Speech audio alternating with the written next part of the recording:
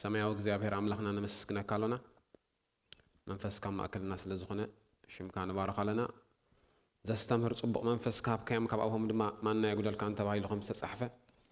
ዘስተምህር ጽቡቕ መንፈስ ካምሳና ስለ ዘሎ ክብር ንህበካ ኣለና ቃሉ ልኢኹ ኣሐወዮም ከም ዝተባሃለ ናይ እግዚአብሔር መንፈስ ንቃልካ ኣብ ውሽጥና ክገልህ ክኸፍት ብጎይታ ብኢየሱስ ክርስቶስ ምስግጋር ክኾነልና ይጽልለኹ بشم يسوع كريستوس قبائنا حليفنا نبكى قويتا آمين. እግዚአብሔር ይመስገን كما يتغنيو እንደገና لما أنت نريو قال እግዚአብሔር بزعبا موسخ ويكا بزعبا ملوات زبليو እግዚአብሔር ይመስገን ويكا مسغغار እግዚአብሔር ይመስገን ኣብ ዓለም ብዙሕ ነገራት ይለዋወጣሉ እግዚአብሔር ይስተመስገን ይሁን ቃል እግዚአብሔር ከም ዝብለና ካንታዩ ኣብ ዕብራውያን ከም ዝይሉሎ ምስ ትምህርቲ ኣይኮነን እዚ ግን ከም ብቦ ደስ ይብለኒ ሽዑ ይብለና ድምፁ ንምድሪ አንቀጥቀጣ ሕጂ ግና ሓደ ግዜ ደጊመ ንሰማይ ከም ዘንቀጥቀጥ ክገብሮ እምበር ንምድሪ ጥራይ ኣይኮንኩን ኢሉ ተስፋ ይህብ ኢሉ እዛ ሓደ ግዜ ደጊመ ምባል ከዓ ነቲ እትዘይን ቀጥቀጥ ምን ትኽጸንዕሲ እትዘይን ቀጥቀጥ ፍጡር ስለዝኾነ ምልዋጡ እያ እተመልክት ዘላ ይብል እግዚአብሔር ይመስገን ኣብ ዓለም ብዙሕ ነገራት እንታይ ይኸውን ኣሎ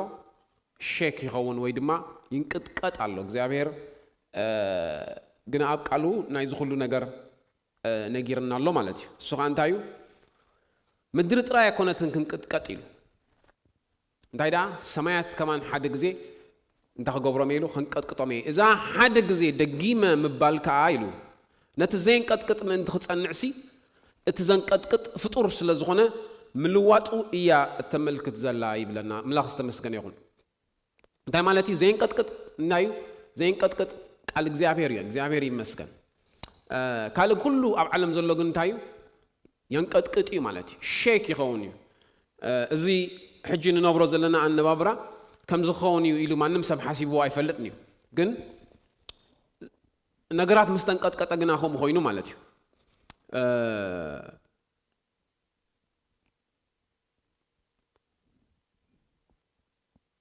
ዘንቀጥቀጥ ግና ቃል እግዚአብሔር ይመስገን ካልእ ክንቅጥቀጥ ዘይንጽበዮ ብዙሕ ዝንቅጥቀጥ ነገር ክህሉ እዩ ማለት እዩ ሓደ ግዜ ደጊመ ከዓ እቲ ዘንቀጥቀጥ ምን ትኽጸንዕሲ ነቲ ዘንቀጥቀጥ ፍጡር ስለዝኾነ ምልዋጡ እያ ተመልክት ዘላ እዩ ስለዚ ብዙሕ ኣብ ዓለም ነቕነቕ ዘይብል ነገራት ዝመስለና ኣሎ በብሓደ ግን ኩሉ ነቕነቕ ኢሉን ነቕነቕ ብላለውን ማለት እዩ እቲ ዝተረፈ ከዓ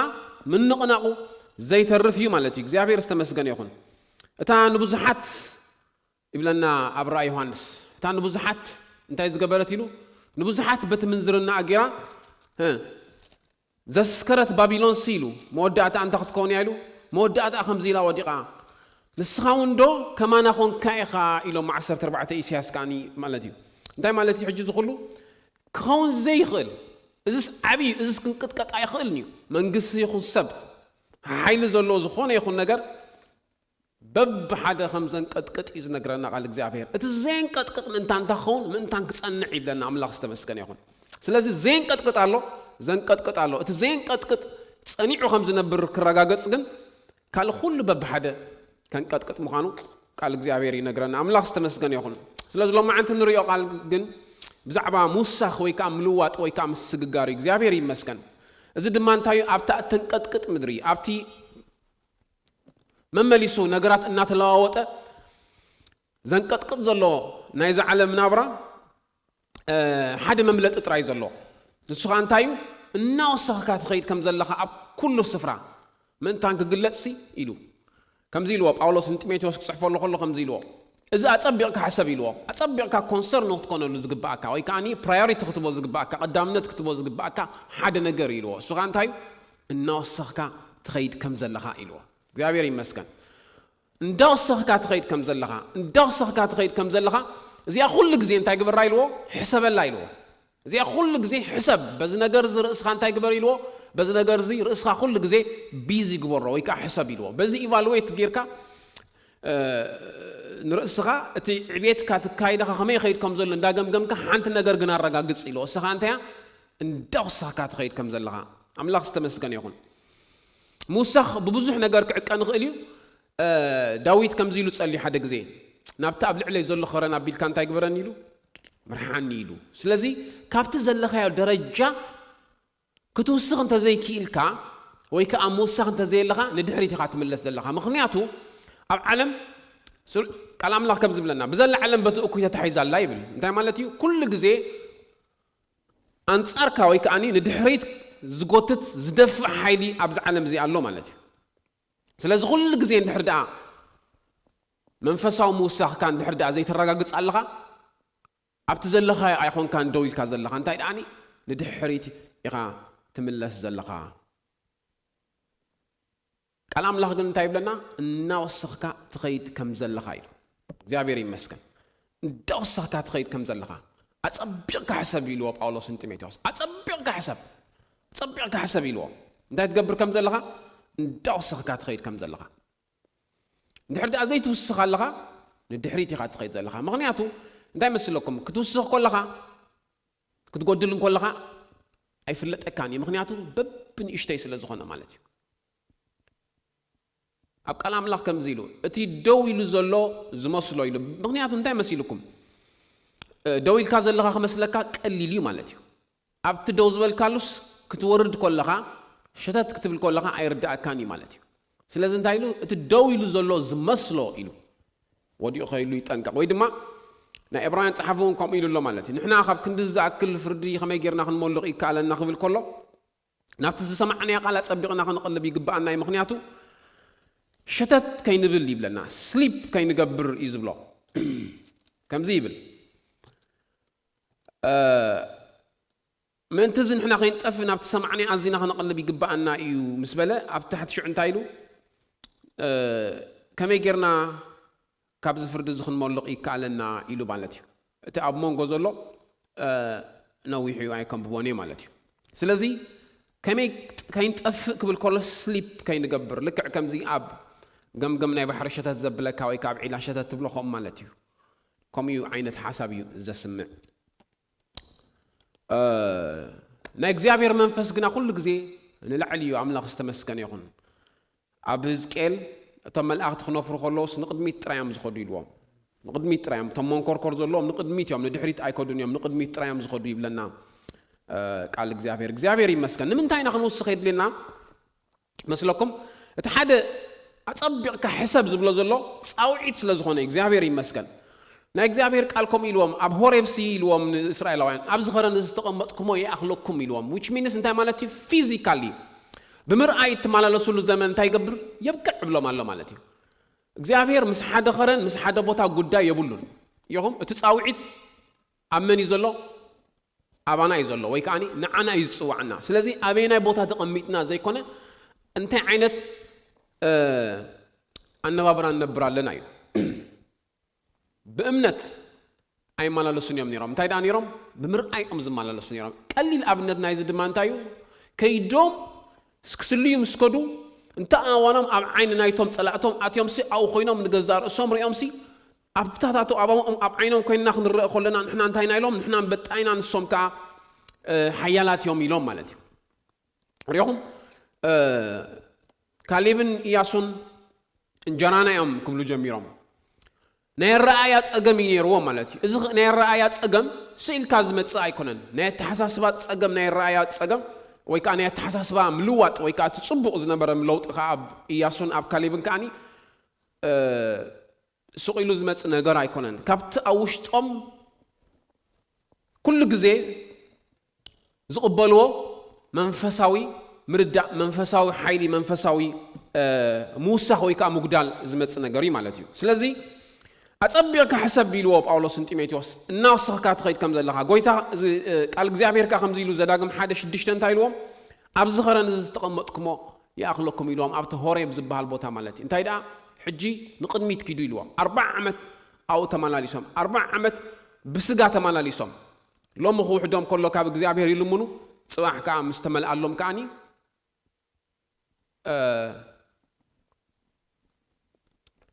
تجزيتي أي تقاملون يوم بتصقخ عبيو أي تقاملون يوم سلازي أب جزء مكره أب جزء شجر أبتون صبات عزيبة فتينا كأي يبلنا إجزابير كان إجزابير أب صبات سب كحلف كله يعزبوي ويكاني يريئو تناتو عقمي تناتو منفسه حيلي يريئو مالتي of course إجزابير بحاجات هاي فتني بلنا أنا إجزابير قال نسوق هاي فتني بلنا جن بمكره سب كحلف كله بشجر كحلف كله بتصبح كحلف كله جنا إجزابير يريئو نحرد عن كاب إجزابير ردي أزقبل كوينو نجزابير نحرد أزقرب كوينو ناب إجزابير نحرد قريب وقدايو بمنفسه ونجار كفتح زدل كوينو إجزابير إيدي زرق حلو أو خان تاي يلمامد نا إجزابير حيلي يلمامد سلزي إجزابير كم زيلو مقدساتو نماني فليت أوي بلنا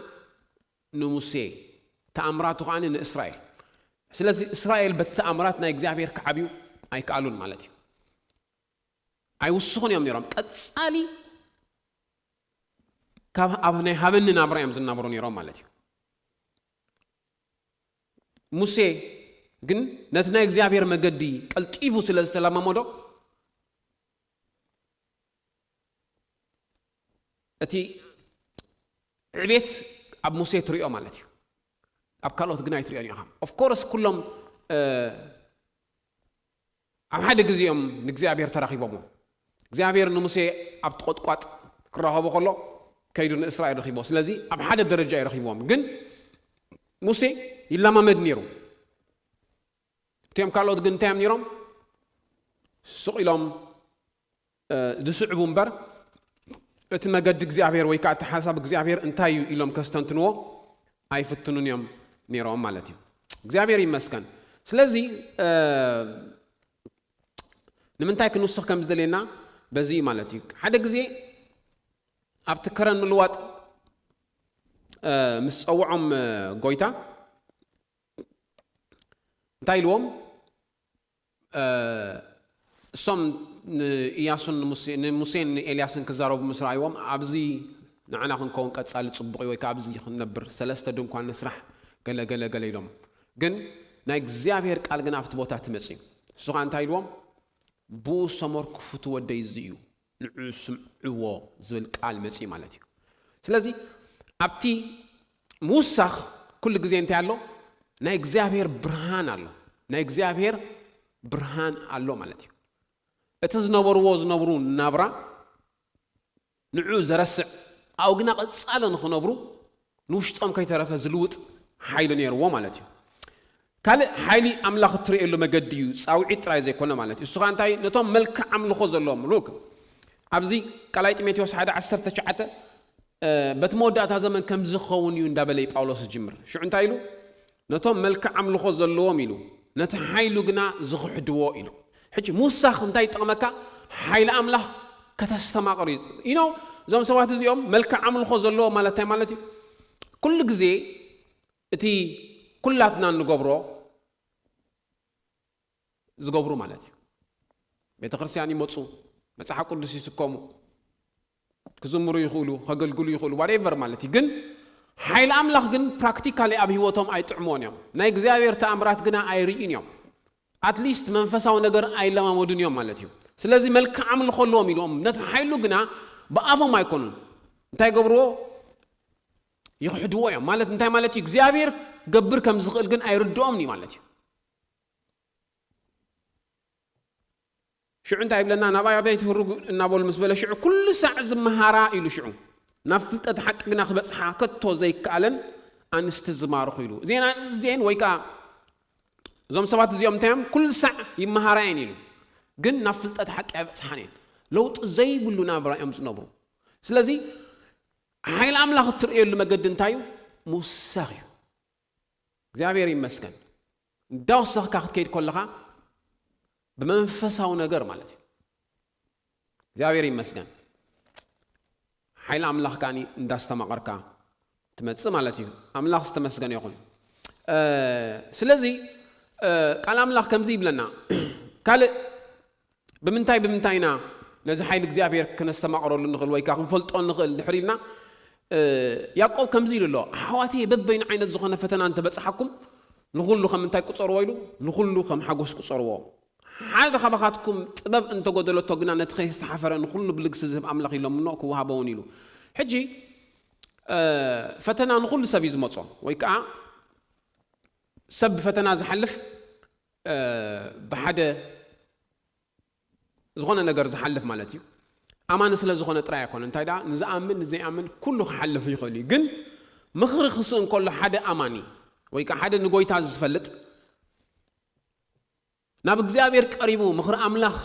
ምዝልምን ናብ እግዚአብሔር ቀሪቡ ምኽሪ ኣምላኽ ምዝልምን ሽዑ እንታይ ይኸውን ናይ እግዚአብሔር ትዕግስቲ patience ወይ ከዓኒ perseverance ይብሎ ቃል እግዚአብሔር እዚ እንታይ ማለት እዩ ውሽጣዊ ዝኾነ መንፈሳዊ ምልምማድ ማለት እዩ ካብ እግዚአብሔር እንታይ ይግበር ይቅበል ኣብ ገሊኡ ካራክተር ኢሎም ይትርጉሞ ግን ብዝኾነ እንታይ ማለት እዩ ምልምማድ ማለት እዩ መንፈሳዊ ምልምማድ ኣብ ውሽጡ እንዳጥረ ይኸይድ ሓዋቴ በበይኑ ዝኾነ ዓይነ ፈተና እንተ በጻሕኩም ንኹሉኹም ሓጎስ ቁፀሮ ምክንያቱ እቲ ምፍታን እምነትኩም ትዕግስቲ ከም ዝገብር ፈሊጥኩም ዝብል ኣሎ ሓደ ኻባኻትኩም ጥበብ እንተጎደለቶ ኢሉ ሽዑ ግና ነቲ ከይስተሓፈረ ንኹሉ ብልግሲ ዝህብ ኣምላኽ ይለምኖ ክውሃበውን እዩ ስለዚ እዚ እዞም ኣመንቲ እዚኦም ያዕቆብ ከምዚ ኢሉ ይፅሕፈሎም ደሎ take advantage of the grace ናይቲ ጸጋ ተኻፈልቲ ኹኑ ናይቲ ጸጋ ተበለጽቲ ኹኑ ናይቲ ጸጋ ተጠቀምቲ ኹኑ እዩ ዝብሎም ዘሎ ምክንያቱ ኣብ እግዚአብሔር እንታይ ኣሎ ኩሉ ግዜ ምኽሪ ኣሎ ጥበብ ኣሎ እዩ ዝብሎም ዳሎ ግን ምኽሪ እንድሕር ደኣ ስኢንኩም እሞ ከዓ ድሕር ደኣ ዘይተጠቂምኩምሉ ኣይትዓብዩን ኢኹም ኢልዎም ስለዚ ዝኾነ ብመከራ ዝሓለፈ እግዚአብሔር ክሕልፈኒ ኢሉ እዩ ገለ ኣይኮነ እንታይ ዳ ብመከራ ምስ ተሓልፍ እዩ እግዚአብሔር እንታይ ዝገብሮ ንሱ ንዕቤትካ ምክንያት ዝጥቀመሉ ምክንያቱ ናብኡ ክትጥምት ከለኻ ነብፅዓኻ ነቲ ልዑል ሃቦ ኢሉ ቃል እግዚአብሔር ብመዓልቲ ፀባ ክትፅውዕኻ ንሱ ከዓ እንታይ ክብልካይ ክመልሰልካ ኢሉ እግዚአብሔር ይመስገን ስለዚ ንሕብረት ምክንያት ንመንፈሳዊ ምውሳኽ ምክንያት ይጥቀመሉ ማለት እዩ እግዚአብሔር ይመስገን ስለዚ ምኽሪ ምስ ትስእን ክትልምን ከለኻ ጥበብ ክወሃበካ ከሎ እግዚአብሔር ይመስገን ሓይሊ ክወሃበካ ከሎ ዝኾነ ነገር ፈተና ክበዝሓካ ከሎ ሓደ ከም ኣብ ማእከልኩም ሓሳረ መከራ ዝፀግብ ኣሎ ዶ ይጸሊ ይብለና ሕጉስ ከሎ ዶ ይዘምር ኢሉ ምዕራፍ 5 ቁጥሪ 13 ያዕቆብ ኣብ ዘሴም ቦታ ማለት እዩ እንታይ ይብል ኣብ ማእከልኩም ሓሳረ መከራ ዝፀግብ ደሎ ኢሉ ሽዑ ይጸሊ ኢሉ እግዚአብሔር ይመስገን ኤልያስ ከማና ዝደኻሙ ሰብ ይብለና ናይ እግዚአብሔር ቃል እንታይ ማለት እዩ ከምቲ ንሕና ሓደ ግዜ ነገራት ብኢድና ክንፈትሖም ንፍትን ወይ ከዓ ብኢድና ክንፈትሖም ህርድግ ንብል ከምኡ ክፈትሑ ንሱን ይፍትን ነይሩ እዩ ንሓንሳብ ጎዩ ሃዲሙ ንሓንሳብ ቅተለኒ ኢሉ ዝኹሉ ናይ እግዚአብሔር ሓይሊ ርእዩ ከዓኒ ካብ ኢዛቤል ሃዲሙ ካልእ ኩሉ ከማና ዝደኻሙ ኢተይሉ ኩሉ እቲ ንዓና ዘጋጥመና ድኻም ኣሎ ዝበሃል ከጋጥሞ ዝኽእል እዩ ማለት እዩ ግን ካብ እግዚአብሔር ግና ሓንቲ ነገር ፍልልይ ገይሩ እሱ ከዓ እንታይ እዩ ኣብ ቅድሚ ኣምላኽ ጸልዩ እግዚአብሔር ይመስገን ኣብ ቅድሚ ኣምላኽ ጸልዩ ብመዓልቲ ፈተንኡ ብመዓልቲ ሽግሩ ማለት እዩ ሓደ ነገር ክነግረኩም ደስ ይብለኒ ዝኾነ ነገር ክኸብድ ይኽእል እዩ ግን ኣብቲ ዝኾነ ዝኸበደሉ እዋን ናብ እግዚአብሔር ክትቀርብ ከለኻ እግዚአብሔር ይመስገን ናይ እግዚአብሔር ኢድ ንምድሓን ቀረበ ኣምላኽ ዝተመስገነ ይኹን ናይ እግዚአብሔር ዓይንቲሲ ኣብ ሙሉእ እንታይ ኣብ ምድሪ እንታይ ገብራ ኢሉ ይዞራ ኢሉ ንሱ እንታይ ክገብሮም ኢሉ ሽዑ ነቶም ብፍጹም ልቦም ናብኡ ተወከሉ ምእንታ እንታይ ክገብሮም እዩ ከጽንዖም ኢሉ እግዚአብሔር ይመስገን ጽንዓት ክውሕዶም ይኽእል እዩ ዶው ምባል ክውሕዶም ይኽእል እዩ ሰንከልከል ክብሉ ይኽእሉ እዮም ግን ከምኡ ክኾኑ ስለ ዝኽእሉ ከጽንዖም ኢለ ናይ እግዚአብሔር ዓይንቲ እንታይ ገብራ ኢሉ ኣብ ኩሉ ቦታ ይዞራ ኢሉ እግዚአብሔር ይመስገን ምዕራፍ 8:23 ሮሜ ከምኡ ይብል መንፈስ ከዓ ከምኡ ንድኻምና እንታይ ገብሮ ኢሉ ይርዶ ኢሉ ነቲ ድኻምካሲ ተረዲኡስ ኦኬ አይ አንደርስታንድ ኢት ይብለካ ኣይኮነን ዝብል እንታይ ዳ ነቲ ድኻምካ ወይ ከዓ ነቲ ዘዳኽመካ ዘበለ ነገር ምስኻ ኮይኑ ንዑ የድክሞ ማለት እዩ መንፈስ ከመይ ጌርና ንኣብነት ከመይ ጌርና ከም ንጽሊ ኣይንፈልጥ ኢና ምስ በለት መንፈስ እዩ ብዘይንገር ታጊሩ ኣብ ቅድሚ ኣምላኽ ዝጽልየልና ወይ ከዓ ዝብለና ኢሉ ክሳብ ቁፅሪ 26 ይዛረብ ኣምላኽ ዝተመስገነ ይኹን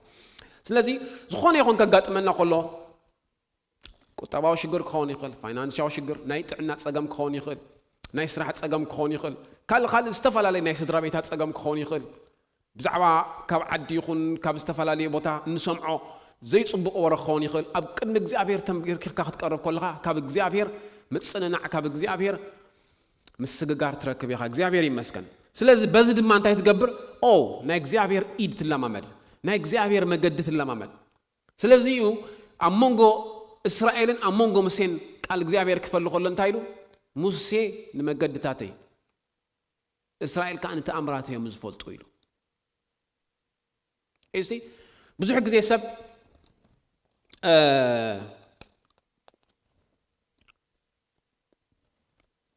كاب نايت أجا سبات جيرو قدا يخفتح دس يبلوي نابنت ندحر دا باستر الله خينو ندحر دا حدا نبي الله خينو قدا يو أبقى مي أقربو خفتح له يحسبي جن قال إخزابير جنا سب نتصفو زجبت بأمنا دو كم زبل تراي مخانو ينقرنا مالتي إخزابير يمسكن إخزابير إسرائيل كوتصوم كله كم إلوام 4 عمت كمال الله سخلو في تبرخك بقالو سلازي أموني بلنا أنا إبراهيم صحفي اتقال قنا مستوم سمعته بأمنة سلازي حبرة أي تقممن يلو ولا حنت ترانسفورم خسّا جرو ما يكالن كوس خلا ما يكالن أب هذا بوتا لا بيلوم مغنياتو نتقال أملاك يكون مسوم زحبروني رمسوم قدام كيف تحلم ترايم زدلي ها موسى كم زيا ها موسى كم زيا ها موسى نفس وكف زبقات أمتهم شجر نابتني أملاك سب نابت النبي تريعم قدام بوغ يرم ما ملكة شاناي نبي ويكان أيتنا إخزابير سب يرم قدام كفات حترايم زدلين يرم مالتي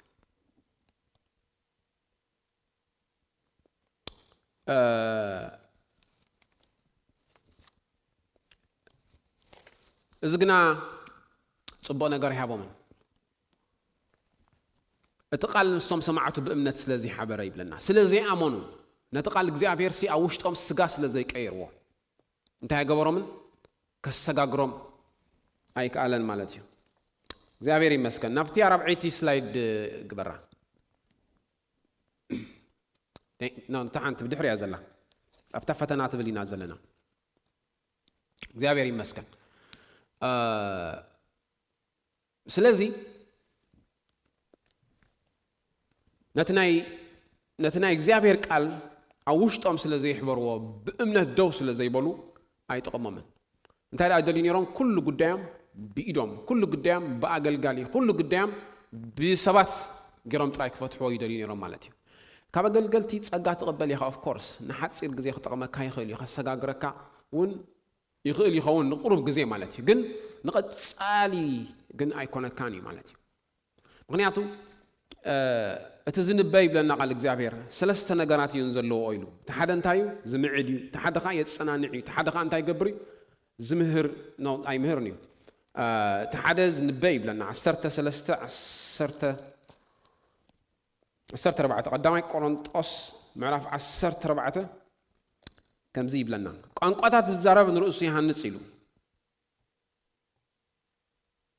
أتزن بجنان محبر يزهنص التنبيت زن بجنان نسب زهنص زمعد زصنانعيو يبلنا سلازي 3 أقلقلوتات الله تحدى زصنانعيو تحدى زمعديو تحدى خا أنتاي تقبري تحدى خا زهنص يبلنا نحر دأ التصفخ وشتخا نحر دأ مهمينو نحر دأ أملاخ زرسعك هاين تسمعك نحر دأ زقدفك هاين تسمعك نا إخزابير منفس بتنبي جرو نتصفخ يحد سلكاي التصفخ بيد كذا جبت أكاجنا مس أملاخ زلك من اللاسيو تصفخ بيد كذا جبت أكا مس قال إخزابير زلك وهداتيو أملاخ استمسكن يخون أبقى إخزابير دو كتب الكل خاب أمنت أملاخ استمسكن يخون ولا دو مبال أنت أبيك عند إخزابير أب كل مدرين زمان لسا أنت خبرة نتوم بفوتس لبوم ناوز توكلم أنت كتصنع مسلاز ختصنع خمسين دو ترى يكتب لي زلك إخزابير استمسكن يخون أبتقالو دو كتب لي زلك إخزابير يمسكن نا إخزابير إيدي خاتن لما مدن الله نا إخزابير أسرار حياة خاتن مهار زلها نا إخزابير أكايد خاتن مهار زلها أملاخ استمسكن يخون سلازي بفتنا مستحلف كتل لما مدلو ويكانا إخزابير إيد كترئلو زلك مقد مخانو كردانا يقبا إخزابير يمسكن كسر خلطة سلايد نغيد نلو تزغل كلنا نقرات انتهى من الحريلنا قدامي جزار اسناي قدامي جزار اسناي مالتي بتعمي يزقرم قال እግዚአብሔር ከምዚ ይብለና ከም ብቦት ጥቅስ ድሓን ያዕቆብ ምዕራፍ 4 ካብ ቁጥር 6 ክሳብ 10 ንሱ ግን ኣብዝሑ ጸጋ ዝህብ ይብለና እግዚአብሔር ይመስገን ስላይድ ተያቁጽር 3 ሶሪ ታቁጽር 3 ማለት እዩ ንለውጥ ዝኽልክሉ ያ ስለዚ ንሱ ግን ኣብዝሑ ጸጋ ይህብ ይብለና እግዚአብሔር ንዕብያት ይጻረሮም ንትሑታት ግን ጸጋ ይቦም እዚኦም ዕብያት ዝበሃል ዘሎ ብዝቦታ እዚ ከም ዝለና ከም ዝንገብርና ኢልኖም እንዳተጃሃሩ ዝኸዱ ይኮኑ እንታይ ዳኒ ነቲ ሓይል ኣምላኽ ሰብ ህይወቶም ዘይደልይዎ በቲ ዘለዎም ደረጃ ዕጉባት እቲ ዘለዎም ኣካይዳስ ንዖም ጽቡቕ ዝኾነ ማለት እዩ ሰልፍ ኮንተንት ዲዮም እዚኦም በቃ እቲ ዝኸድዎ ዘለዎ ኣካይዳን እቲ ዝኸድዎ ዘለዎ መንፈሳዊ ነገርን በቃ ጽቡቕ እዩ ንዖም ብጣዕሚ እዮም ዕጉባት ማለት እዩ ደስፕሬት ኣይኮኑነት ናይ እግዚአብሔር ሓይል ክርኢ ክደልዩ ኣብ ህይወቶም ማለት እዩ ስለዚ እዚኦም እንታይ ይባሃሉ ገዛ ርእሶም ኣብ መንጎኦም እና መንጎ ኣምላኽን ከልኪሎም ዘሎ ቃል እግዚአብሔር ፕራይድ ይዝብሎ ትዕቢት ይድብሎ ግን ኣብ ትግርኛ ትዕቢት ከቢድ ቃል ስለ ዝኾነ ነትርጉም ክልውጦ ስለ ዝኽእል ገዛ ርእስና ንበሎ ገዛ ርእስኻ ኣብ መንጎኻ ናብ መንጎ ኣምላኽ ወይ ከዓ ሰልፍ ዝበሃል ታ ውሽጥኻ ዘሎ ይኽልክለካ ማለት እዩ ናብ እግዚአብሔር ከይትቀርብ ይኽልክለካ ማለት እዩ you know ማያትሲ ኣበጻሚ ይዝመጽ ይብለና ናይ እግዚአብሔር ቃል ማያትሲ ኣምታይ ዝመጽ ኣበጻሚ ይዝመጽ ጣዕሚ ኣብ መንፈሳዊ ዕቤት ቀዳማይ ኣገዳስ ነገር እንታይ ጽምዓት እዩ ጽምዓት ከምታይ ዝመጽ ቃል እግዚአብሔር ወይ ከኣኒ መንፈሳዊ ነገር ክትርኢ ከለኻ ናብ ኣምላኽ ክትቀርብ ከለኻ ዘለኻ ደረጃ ታሕቲ ምዃኑ እቲ እግዚአብሔር ዝደለካ ሰማያዊ ጻውዒትካ ላዕሊ ምዃኑ ይርዳእካ you know ቀሊል ኣብነት ክነግረኩም እየ لو ما عندك نبرة تصلص خطعم عتي بالسب أنت مالتي كتصلي خلها تناقق حلها وش تقانا إجزابير منفسي تنكفك كله مالتي سلز هو ما عينه تصلت تدلها توش تقا ينقرأ كله مالتي هاير كولين جيزي نا إجزابير منفس نلعلي قص يسوع كله نلعلي قص كدايب بيبلا كله كتوسخ ينقرأ كله مالتي سلز تعيم كله مالتي إجزابير يمسكن أو وش تقا يتنكفك كله مالتي إزغايتي صمعت ويكات قناعت نبلو مالتي እግዚአብሔር ይመስገን ጳውሎስ ኣብዚ ሁሉ ደረጃ ምስ በጽሐ ኮሚሉ ብዝርሰይሲ ፈጺመ ዝረኸብኩ ኮይኑ አይስማዓንን ይሉ እንታይ ማለት እዩ ዘለኹ ደረጃሲ እቲ ኣምላኽ ዝደለየኒ ቦታ ይኮንኩን ማለት እዩ እንታይ ዳ ገብር ኣለኹ ይደፋ ኣለኹ ናበይ ናብቲ ናይ ላዕሊ ጽዋዓ በኣምላኽ ተጽዋዕኮ ነቲ ቡ ክኸውን ተረኸብ ኩሉ ኢየሱስ ቡ ንዑኽ ረክብ ኢለይ ይጎይ ኣሎ ኺሉ ሓዋተይ እንታይ ዳ ዝረኸብኮ ፈጺሙ ኮይኑ ይስማዓን ዘሎ ኢሉ ማለት እዩ እንታይ ማለት እዩ ናብ እግዚአብሔር ክቐርብ ከሎ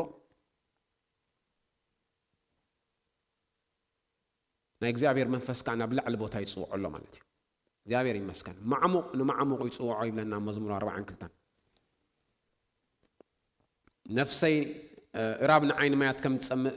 كم دم نفسين عقد سما الله وأملاك دبلي جمر 40 مزمور داوود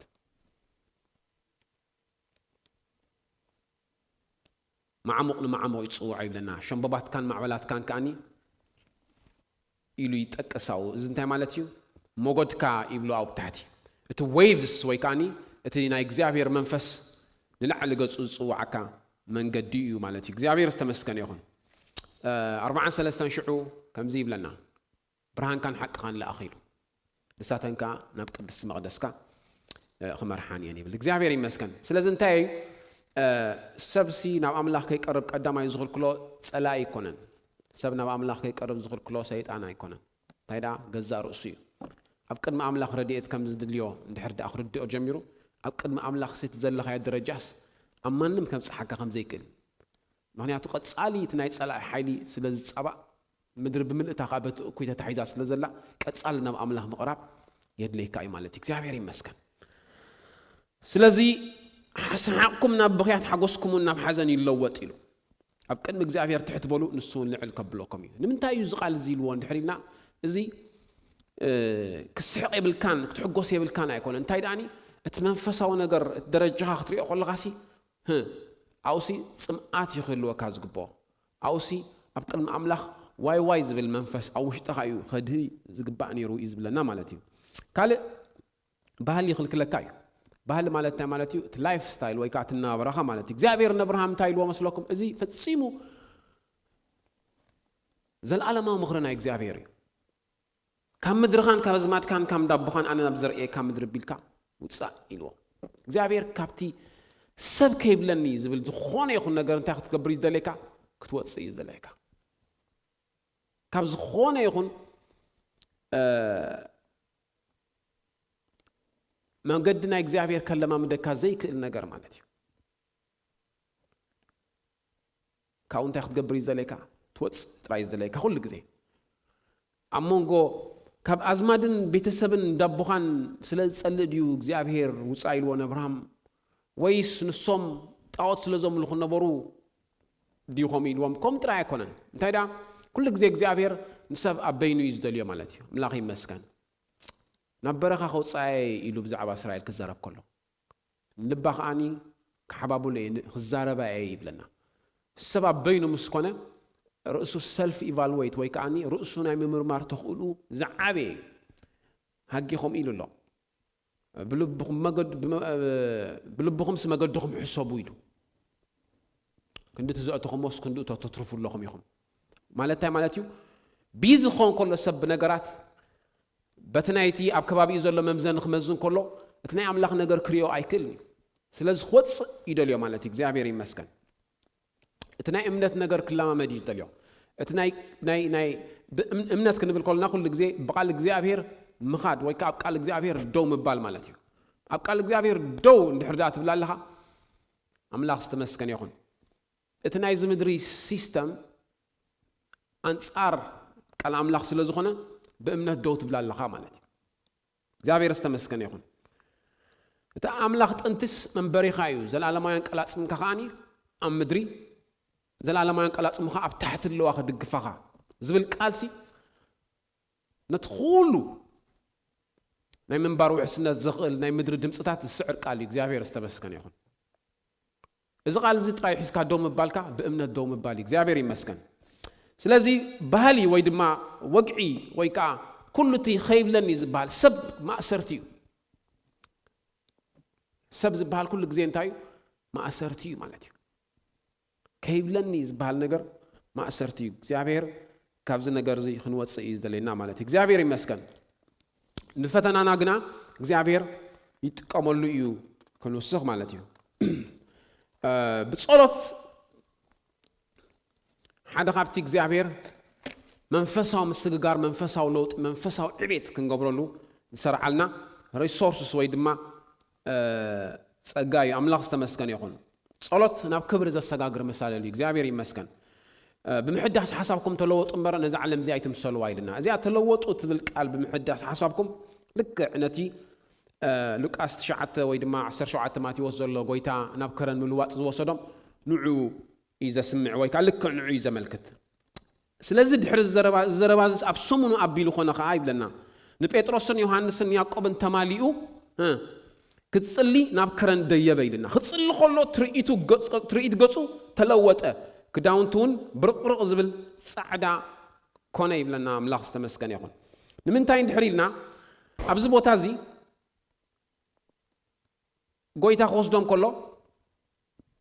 ናብ ጸሎት ክወስዶም ከሎ ናብ ከረን ክወስዶም ከሎ ናብ ይወስዶም ዘሎ ናብ ምልዋጥ ቦታ እዩ ዝወስዶም ዘሎ እግዚአብሔር ይመስገን ናይ ምልዋጥ ከረን ኢልና ንጽውዖ በዚ ምኽንያት ኢና እዛ ልክዕ እዛ ቃል እዚኣ ልክዕ ጳውሎስ ኮት ገይሩ እንታይ ገይሩ መስለኩም بمحدث حسابكم تلوطوا له محدث حساب ማለት እንታይ ማለት እዩ ቃል አምላኽ እንዳንበብካስ ቃል አምላኽ ነእምሮኻ ሓጽሞ ገለ ኣይኮነን ሓደ መገዲ ኸውን ይኽእል እዩ ንሱ ግን እሱ ይኮነ እንታይ ዳኒ እቲ ቃል እግዚአብሔር ናብ ክብሪ ሒዝካ ይዛኣቱ እዩ ዝብለና ዘሎ አምላኽ ይመስገን ናብቲ ትልወጠሉ ደመና ሒዝካ ይዛኣቱ እግዚአብሔር ይመስገን ኣብ ውሽጥኻ ዝበርህ ብርሃን ኣሎ ማለት እዩ አምላኽ ይመስገን እቲ ኸይብለኒ እቲ ናይ ገዛእ ርስኻ እቲ ሓሳባትካ ሒዝካ ዝጸንሕ እንታይ ይገብር ንዑ ቆጫጫጫጫ ቢሉ ዘራግፎ ማለት እዩ እግዚአብሔር ይመስገን ዳዊት ሓደ ግዜ ናብ በዓቲ ክሃድም ከሎ ካብ በዓቲ ናብ በዓቲ ካብ ሰኦል ክሃድም ከሎ ሰኦል ተራኺቦም ምስ ሰኦል ማለት ሰኦል ከዓ ኣጋጣሚ ሽዑ ሰብኣይ ነበሮን በይኑ ነይሩ ማለት እዩ ዳዊት ከዓ ምስ ኩሎም ሰራዊቱ ወይ ከዓ ምስ ሰራዊቱ ነይሩ እንታይ ኢሎም መሽዑ እግዚአብሔር አቢድካ ዝሕልፈልካ መዓልቲ ዘያ ኢልካ ነይሩ እንታይ ግበራ ኢሎሞ تتأكمل لا عدل زيا داويد كان أو قريب بلنا أستوعب لقنا نا إجزابير قال كاب كل سب فليون داويد تاجروا لبو وقعوا بلنا أنت مالتي زي نا إجزابير قال بخبري خمت سخلو نا إجزابير قال بحايل خمت سخلو كاب لمدتاتك كاب تناي بسجاقات هنديد كاخد قبرو تدلي زخونا عد عيتو زحزكا ما أسرتي كان لاقفك كازغل حيد اللو إجزابير استمسكن يخون كم يجري موزخ قدفو زياس لمدين ديا زياس نويح جري حزيا زياس بحرياتي أتبلون نحر الله هونكا كابز نجار زخت السجاجر يجدلك كابز خت السجاجر كازغل كاني انتايو ناي كبري دمنا إجزابير يمسكن ناي كبر حيلي إجزابير يبارخ قتصلم متجمر كأخنا عم يقصلوا تتعتو مالت انتاي مالت تيجي بمولو لبهم تدليهم من الناس كدلينو خترخبون يغميل إرمياس عيسان شعتن انتاي مالت يسبنا بعمله قرب كله بمولو لبه قرب كبيديو معناته لبه بوزح نجار تتحيزيز متسن سلب سبسي إلو إرمياس كاب كله قرحان حسمني ويك أخفؤني يجيب لنا من كيستوعب له يلشع قل نلبه خلو زغيل ستيل እግዚአብሔር ካብ ገዛ ራስኻ ክትወፅእ ቃል እግዚአብሔር ይደለይካ ኣምላኽ ይመስገን ነትዕቢትካ ወይ ከኣኒ ነቲ ካብ ኣምላኽ ትሕት ኢልካ ክትቀርብ ዘይገብረካ ዘበለ ዝኾነ ይኹን ሓይሊ ክሕምሽሽ ዝኽእል ናይ ክብሪ ደመና እግዚአብሔር ይመስገን ናብዚ ክብሪ ዝኽንኣቱ ቃል ኣምላኽ ይነግረና እግዚአብሔር ይመስገን ጎይታኹም ይገርዎም ንዕና ይንጸልይሉ ወሲድዎም ድሕሪ ናበይ ወሲድዎም ናብ ከረን ወሲድዎም እግዚአብሔር ይባርኽ ሎሚ ካብቲ ንድቅሰሉ ሰዓት ፍርቂ ሰዓት ኣቐዲምና ተስኢና ፍርቂ ሰዓት ንድሕርዳ ክንጽልይ ጀሚርና ወይ ካብቲ ንድቅሰሉ ከዓ ፍርቂ ሰዓት ዶንጊና ፍርቂ ሰዓት ዶንጊና ሲ ንድሕርዳ ንጸሎት ከነውዕላ ጀሚርና ብዙሕ ኣይጎድኣናን እዩ ኣብ ህይወትና እግዚአብሔር ይመስገን እዚ እንተደማሚረን ግና حاسبني أنا بزين فلت منفساوي لممد كم زقت وأنا جنا رجعنا خوينا يبلوكم مغنياتو قال إجزابير كوم مثل زخنة أبي وتنا قوم مثل تعاملنا إجزابير يمسكن ناب إجزابير consistent اللي تقرب كلها داي جبركا تسمعت كاي وسخو بمن لبهم أنت دليهم الناس كدليوني يخم كترخبوني يخم يلو إجزابير يمسكن كدليو الجمهور كلها دليت كان داوسخ سمعت كان داوسخ نعوز بقى سمعت ندوسخ الكاس لزغيد مستنا እግዚአብሔር ነገር ክትራኸብ ትኽእል ኢኻ እግዚአብሔር ይመስገን ንሕና ሁላትና ግና ብቁልዕ ገጽና ትኽብሩ ጎይታ ከም ብነስትያት ጌርና እናጠመትና ኢሉ ካላይ ቆሮንጦስ 3:18 ከም ካብ መንፈስ ጎይታ ካብ ክብሪ ናብ ክብሪ ናብ ትምስል ኣርኣዩ ንልወጢና ኢሉ እግዚአብሔር ይመስገን ንሕና ሁላትና ብቁልዕ ገጽና ንሪኦ ኢሉ ሙሴ ነቲ ጽላት ሒዝዎ ምስ መጸ ካብኡ እንዳምጸ ጳውሎስ ዝዛረቦም ሰብ ቆሮንጦስ ማለት እዩ እቲ ሒዝዎ ዝመጸ ክብሪሲ عينهم شوفينهم ملو مالتي كاوز بلص خبر جنا له يلو نحنا خنمص خلنا جن يلو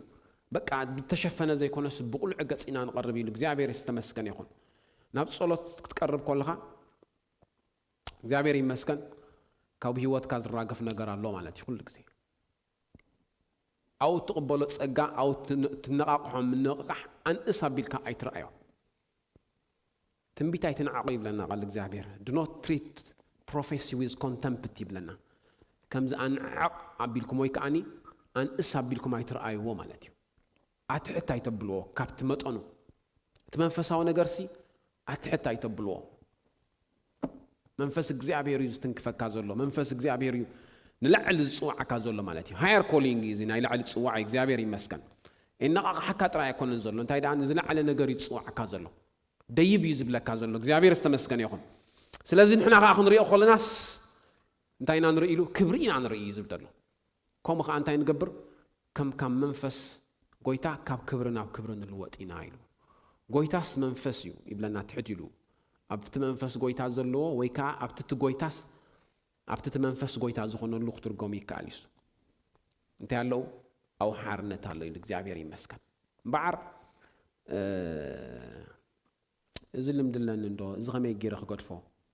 እዚ ክልክለኒ እንብሎ ዘበለ ነገር ሕጂውን ክንገድፎ ኢልና ድሕርዳ ህርድግ ኢልና ስቲል ብስጋይና ንኸይድ ዘለና ማለት እዩ ናብ እግዚአብሔር ክንቀርብ ኮልና ግና ናብ ክብሪ ኢና ንቐርብ ኣምላኽ ይመስገን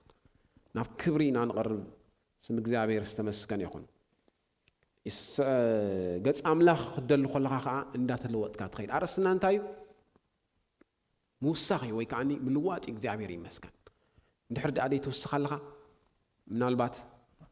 ንድሕሪት ትኸይድ ከይትሉ ክትጥንቀቕ ስለ ዘለካ ማለት እግዚአብሔር ይመስገን 10:58 ኢሳያስ ኮሚሉ ሽዑ ብርሃንካ ብዛዕባ ጾም ይዛረባው ጾምና ይሰማዓካና ምስ በሉ ኖ ስኹም ጾም ከም ምስ ጾሙ በትክክለኛ ኢሉ ብርሃንካ ከም ወጋሕታ ኮይኑ ክወፅእ ምሕዋይካ ክቐልጢፉ ክበቁል ኢሉ ጽድቅኻ ቅድሚኻ ኸይድ ክብር እግዚአብሔር ወንደጀንካ ኾኒ እግዚአብሔር ኩሉ ግዜ ክመርሓካ ብኩም ምድራ ጻመእካ ነፍስኻ ጽግብ ንዕጽምትኻ ድማ ከበርትዖ እዩ ንስኻ ድማ ከም ሰተይ ኣታኽልትን ከም ትማዩ ዘይነጽፍ ዓይኒ ማይን ክትከውን ኢኻ ይብለና ኣምላኽ ዝተመስገነ ይኹን ገጽ ኣምላኽ ምድላይ it's very normal Christian life እዩ ሓደ ክርስቲያን ወይ ሓደ ኣማኒ ኖርማል ክርስቲያን ላይፍ ክነብር እንድሕር ዳኣ ኮይኑ ገጽ እግዚአብሔር ክደሊ ይግብኦ እዩ ማለት እዩ ኩሉ ግዜ ዘይክኸውን ይኽእል ግን ኣብ ዝተወሰነ ግዜ ግና ገጽ እግዚአብሔር ዝደልየሉ እዋን ኩሉ ይግባእ እግዚአብሔር ይመስገን ጎይታ ክዛረብ ከሎ ከምዚ ኢሉ እንተ ዳኣ ጸምኩም ኣይበለን እንታይ ዳኣ ኢሉ ምስ ትጾሙ ኢሉ ማለት እንስኻትኩም ሲ ሬጉላርሊ ኢኹም ትጾሙ ማለት እዩ ሕጂ ጾም ኢለ ሃይማኖት ክእትወልኩም ኣይደልኒ ወይ ከዓ ኸምኡ ዓይነት ከም ሃይማኖት ከም መምርሒ ከም ኢንስትራክሽን ከም ትእዛዝ ክንወስዶ ኣይግባእን ኢኹም ተወሲድና እሞ ብስጋ ክኾነልና ግን ኣብቲ ገጽ ኣምላኽ እትደልየሉ ግዜ ከምቲ ዝግባእ ልብኻ ንኣምላኽ ዘይደሊ ኮይኑ ምስ ስማዓካ ዝኽልክለካ ነገር ኣብ ውሽጥኻ ዘሎ ኮይኑ ምስ ስማዓካ ኢኻ እቲ ጾም ትውስኸሉ እሞ እቲ ጽምኣትካ እቲ ንኣምላኽ ዘለካ ምድላይሲ እንታይ ትገብሮ ኣለኻ ብዛዕበየ ነገር ተርእዮ ኣለኻ ማለት እዩ እግዚአብሔር ይመስገን ስለዚ ገጽ ኣምላኽ ምስ ትደሊ እግዚአብሔር ይመስገን እንዳወሰኽካ ኢኻ ትኸይድ እዚ ኣዝዩ ዝተረጋገፀ ሓቂ እዩ ገጽ እግዚአብሔር ክትደሊ ከለኻ እንዳወሰኽካ ኢኻ ትኸይድ እቲ ምውሳኽካ ይርዳእካ ንኸውን ጸላኢ ሳምታይምስ ከዓ እቲ ምውሳኽካ ከም ዘይምውሳኽ ገይሩ እዩ ዘርእየካ ንኣሳፍ ከምኡ እዩ ገይርዎ ንኣዳውካስ ብኾንቱ ኢኻ ንጽሂካ ኢልዎ ካልኦት ዳ መመሊሱ ናብራ ይጥዕሞም ኣሎ ስኻ መመሊስ ስኻ ኣብ ቤት መቕደስ ኮንካ ጥራይ ቀጻል ክትጾም ክትጽሊ ንኣምላኽ ገጽ ክትደልሲ ካልኦት ሓሊፎም ኻ ኸይዶም ኢሉ 73 መዝሙር ዳዊት ከም ዘርእዮ ንርኢና ባዕልኹም ብወሱ ኣብ መሃለይ ግን ከምዚ ኢሉ ነፍሰይሲ ኢሉ ከይተፈለጠንስ ኣብ ሰረገላ ትኽብሉ ህዝበይ ኣቐሚጣትን ወይ ከዓ ረኺበያ ይብል እንታይ ማለት እዩ እቲ ተወስኻ ምውሳኽ መንፈሳዊ ምውሳኽ ኩሉ ግዜ ዘይክርዳእካ ይኽእል እዩ ንንእሽተይ ከዓ ክኸውን ስለ ዝኽእል ማለት እዩ እግዚአብሔር ይመስገን ግን ገጽ ኣምላኽ ክደሊ ከለኻ ግና ኩሉ ግዜ ትውስኻ ኣለኻ ማለት እዩ እግዚአብሔር ይባረኽ ስለዚ ብጸሎት ብፈተና ምስ ትሓልፍ ንምውሳኽካ ምኽንያት ክትጥቀመሉ ትኽእል ብጸሎት ገጽ እግዚአብሔር ክትደሊ ናብ ዓሚቕ ጸሎት እንዳእተኻ ክትኣቱ ከለኻ ከዓኒ እንዳወሰኽካ ክትከይድ እትጥቀመሉ መገዲ እግዚአብሔር ይመስገን ሳልሰይቲ ነገር ክንርኢና ቅድሚ ምውዳይ ማለት እዩ ሕፅር ኣቢለ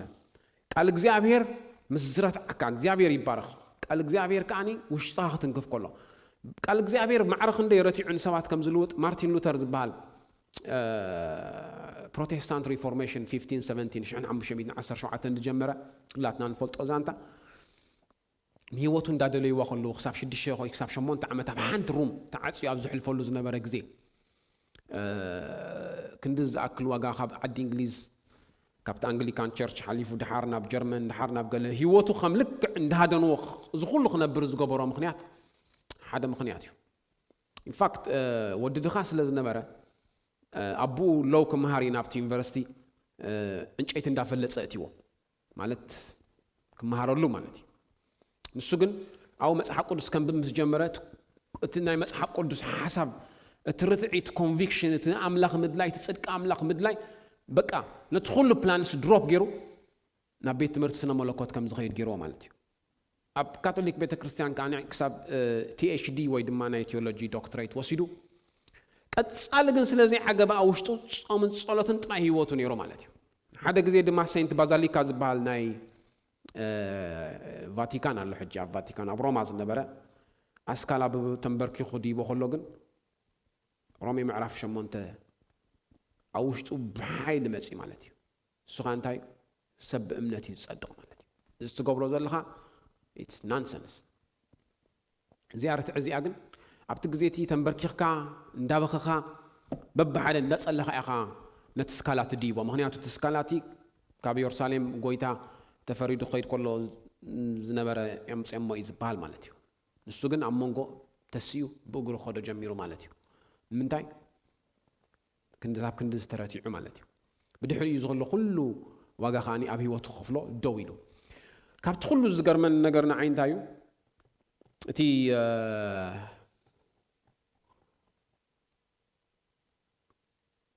اتزرخبو مكرا زي كونسي اتملو بيت كريستيان እንዳገበርካ ኢኻ ትድሕን ኢሉ እንዳመሃሮ خلص በይኑ ንሱኹም ኢሉሲ ኣብ ጌጋ ትምህርቲ ከሂሉ ኢሉ ዋላ ንርእሱስ ኣይፈርሕን ቃል ኣምላኽ ንውሽጢ ሰብ ክረትዕ ከሎ ክሳዕ ክንድዝ እዩ ነቲ ስድጋዊ ሓሳብ ነቲ ምድራዊ ሓሳብ ፈርሸኽሸኽ ኣቢሉ ዘውርዶ ማለት እዩ እግዚአብሔር ይመስገን እቲ ብርሃን ምስ መጾ በቃ ንኹሉ ጸልማት ዝበሃል እዩ ካብ ህይወቱ ገፊፉሉ ማለት እዩ እግዚአብሔር ይመስገን ንኹሉ ሃይማኖት ንኹሉ ልምዲ ንኹሉ ወግዕ ዝበሃል ኣትሪፎ 95 ፕሮቴስት ኢሉ ድማ ጽሒፉ ካው ይጀሚሮም የምበዓር ፕሮቴስታንት ሙቭመንት ዝብልዎ ማለት እዩ እግዚአብሔር ይመስገን ስለዚ ቃል እግዚአብሔር ክረትዕ ከሎ ብጣዕሚ እቲ ናይ እግዚአብሔር ናይ ርትዕ ናይ ቃል እግዚአብሔር ናይ ርትዕ ሓይሊ ዓሚቕ ካብ ምዃኑ ዝተላዕለ ኩለንትና ኸ ይዝወስድ ማለት እዩ ጳውሎስ ከም ኢሉ ኣሎ ነዚ እንድሕር ዳኣ ዘይገይረዮ ኢሉ ወይለ ኢሉ ነቲ ተጸዋዕሉ ምክንያቱ ክሳዕ ክንድኡ he was mesmerized ወይ ድማ ኣዝዩ ተወሲዱ ነይሩ ማለት እዩ ወእግዚአብሔር ኣምላኽ ሰራዊት ቃላት ካብ ስርኸብኩ በልዓኮ ብስምካ ተሰሚዐ እሞ ቃላት ከሓጎሰይን ፍስሓ ልበይ ይኮነን ኢሉ እቲ ሓጎሱ እቲ ፍስሓ ናይ ልቡ ንኤርምያስ ካብ ምንታይ ረኺብዎ ካብ ቃል እግዚአብሔር ይረኺብዎ እቲ ቃል ኣምላኽ ኣንቢቡስ ተሓጊሱሉ ይኮነ እንታይ ዳ ፍስሓ ሓጎሱን ኮይኑሉ ውሽጦን ኩለንትኑን መልኢሉ ቃል እግዚአብሔር ክኽፈት ከሎ ውሽጥኻ ይመልእ እግዚአብሔር ይመስገን ሓይሊ ዝህበካ ማለት እዩ እግዚአብሔር ይመስገን ትብዓት ይዝህበካ ማለት እዩ ኣምላኽ ይመስገን ንዳዊት ቃል ልክዕኮም ገይርዎ እዚ ቃል እዚ ምስ ስረትዖ ንጸላእዩ ነቲ ቐትሎ ዝመፀ ጸላእዩ ክቐትል it's reasonable ወይ ከዓ ምኽኑ እዩ ነይሩ ግን ተቃል ኣምላኽ ሓሊፉ ረቲዕዎ ከም ዝተቐብአ ካብ ሳሙኤል ዝኣክል ነቢ ሰሚዑ ከሎ እንታይ ኢሉ ንሱ ቅቡእ እግዚአብሔር እሞ ንጎይታይ ነቲ ቅቡእሲ ናው ዘርጊሕ ነዚ ነገር ዝምግባር እግዚአብሔር ካባ ይርሕቆ ኢሉ ማለት እግዚአብሔር ይመስገን ስለዚ ቃል እግዚአብሔር ከዓኒ ክበርህ ምስ ጀመረ ኣብ ህይወትካ እንታይ ገብረካይ ካብቲ ዘለኻዮ ነገር የውፃካ እግዚአብሔር ይመስገን ሎም እንበዓር ካብቲ ዘለናዮ ክንወፅእ ካብቲ ዘለናዮ ክንውስኽ ፍቃድ እግዚአብሔር ኣምላኽ ይመስገን ስለዚ ምውሳኽ ወይ ከዓ ምልዋጥ ወይ ከዓ ምስግጋር የድለና እግዚአብሔር ይመስገን ንለውጥ ዝኽልኩልና እንታይ የሚልና ገዛ ርእስና እዮም ሓደ ኸላይካ ባህሊ ወግዒ ኣተሓሳስባት ሲስተም እዩ ማለት እዩ እግዚአብሔር ይመስገን ካብዚ ከዓ እንወፀሉ መገዲ ብሰለስተ ነገራት ርኢና እኽለና እዩ ብዙሕ ኣሎ ዝበሃል ዝከኣል ግን ብጸሎት ብኽብሪ ብጸሎት ናብ ክብሪ እግዚአብሔር ምስኣተና እቲ ክብሪ ኩሉ ዝኽልክለና ዘበለ ይራግፈልና እዩ በዓር ክንሰጋገረሉ ክንሳገር ወይ ከዓ ክንውስኽ እንደሊ ኢና ግን እዝን እዩ ዝኽልክለና እንብሎ ዘበለ ኩሉ ሕጂ ንዕኡ ኸነጉዕዞ ምስኡ ክንቃለስ ፍቃድ ኣምላኽ ኣይኮነን እንታይ ዳ ናብ እግዚአብሔር ክንቀርብ ከለና ግና ናይቲ ክብሪ ናይቲ ደመና ሓይሊ ኣተሓሳስባታት ይራግፍ እዩ ከምቲ ንበዓል ጴጥሮስ ዝገበረሎም ማለት እዩ ካልእ ከዓ ብፈተና ምስ ንሓልፍ ከዓኒ እንድሕር ዳኣ ናይቲ ፀጋ ተጠቀምቲ ኮይና ፈተና ምሕላፍ ንስለ ምሕላፍ ኣይኮነን ግዜ ሰው ኢሉ ክሓልፍ ይኽእል እዩ ፈተና ከዓ ከም ግዜኡ ክበሊ ይኽእል እዩ ግን ኣብቲ ግዜ ፈተና ናይ እግዚአብሔር ኢድ ክትለማመድ ከለኻ ከዓ እንዳተሳገርካ ትኸይድ ቃል እግዚአብሔር ኣብ ውሽጥኻ እንዳኣተወ ኸይድ ከሎ ናይ ቃል እግዚአብሔር ዘለካ ምስትንታንን ግዜን ክውስኽ ከለኻ እቲ ሓይልቲ ከዓ እቲ ውሽጥኻ የበርታዓልካ ናይ ደገ ነገርካ ይራግፈልካ ማለት እዩ እግዚአብሔር ዝተመስገነ ይኹን ናይ እግዚአብሔር ቃል በዚ መዓልቲ እዚ ብዛዕባ ምስግጋር ክነግረና ከሎ ክንሰጋገረሉ ዝግባእ ነገር ከም ዘሎ ይነግረና ኣሎ ማለት እዩ እግዚአብሔር ይባረኽ መንፈስ እግዚአብሔር ክንሰጋገር ይደልየና ኣሎ ክንውስኽ ይደልየና ኣሎ ኣብቲ ዘለናዮ ደው ክንብል ኣይደልየናን ኣሎ ማለት እዩ እግዚአብሔር ይመስገን እዚ ድማ ናብ ክብሪ ብምእታዊ እግዚአብሔር ይመስገን ናብ ናይ ቃል ኣምላኽ ክብሪ እግዚአብሔር ናብቲ ናይ ጥበብ ኣምላኽ ክብሪ ከነቲ ፈተና ዘሰጋግር ናይ እግዚአብሔር ሓይል እግዚአብሔር ይመስገን ናብ ጸሎት ብምእታዊ ገጽ እግዚአብሔር ብምድላይ እግዚአብሔር ይባረኽ ኣብ ህይወትና ዝራገፍ ኣብ ህይወትና ዝለቀ ነገር ኣሎ ስም እግዚአብሔር ዝተመስገነ ይኹን ክንጽሊና ማክሮስትራት ባሳይ ፕራጆይ ባክላስ አንዳራ ባጋና ማጋስትሮት ባሳይ ፕራጆይ በክነ መገሱ